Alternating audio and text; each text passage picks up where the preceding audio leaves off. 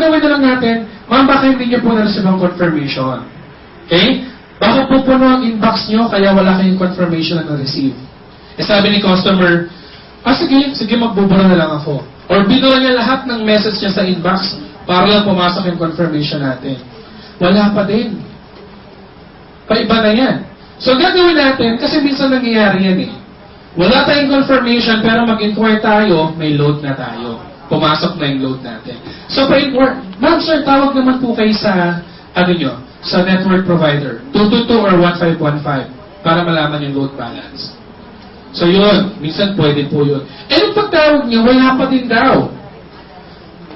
Ang cellphone po kasi, parang computer na yan sa ngayon. Nag-hang.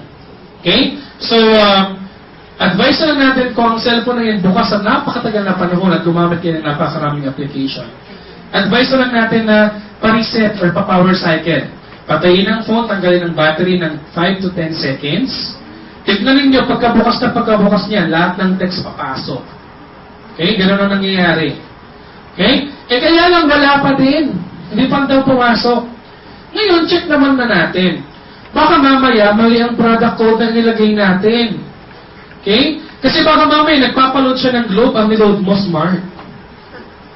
Hindi nga naman papasok yun, di ba?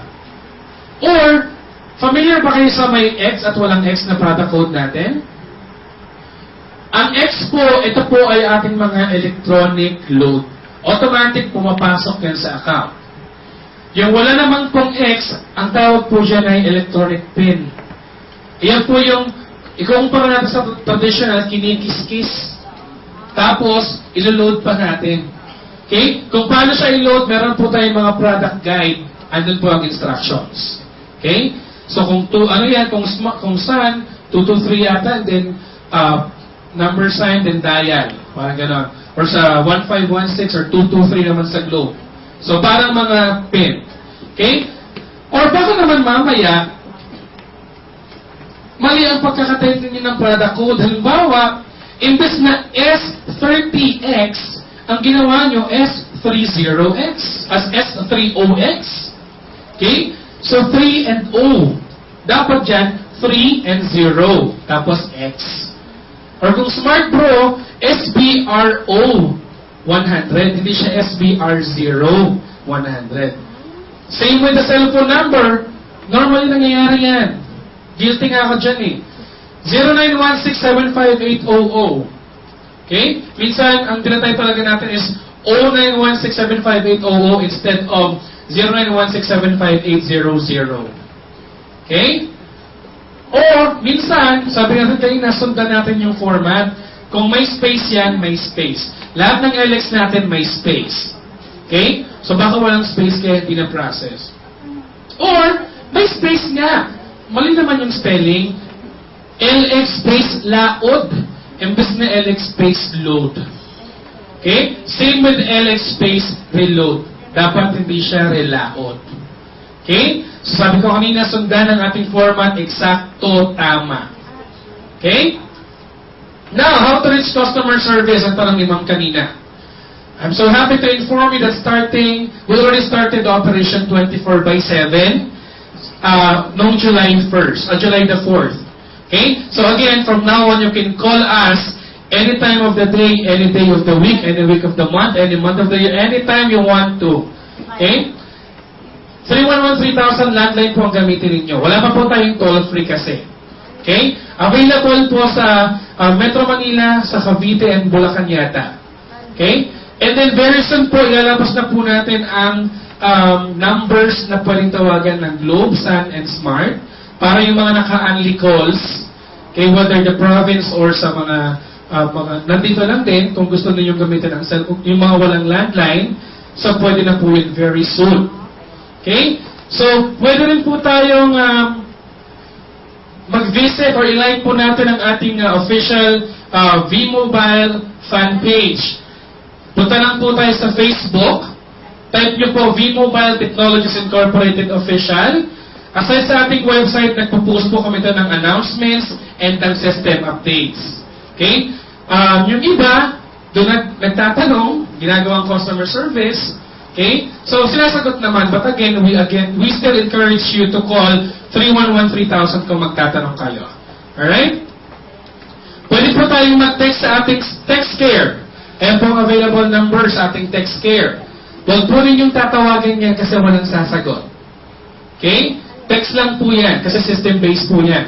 At kapag nag-text po kayo, huwag niyo pong i-text, asan ang load wallet ko? Kasi hindi kami mag-reply, who you? Okay? Pag nag-text tayo, lagay natin yung user ID number, space, the message. Okay, user ID muna and then asan ang load wallet ko? Doon pala. Alright? And then ticket support system. Kung gusto mag-email, punta po tayo sa website. Sa website natin, nandito lang information. Ating address, telephone number, telefax, text care, at kung mag-email kayo, click nyo lang proceed to ticket support system. Pag kinlik yung proceed to ticket support system, lalabas yan. Kung bagong email, i-click nyo yung open new tickets, a new ticket, and then fill it up. Within 24 hours, sumasagot po ang ating mga customer service. Okay?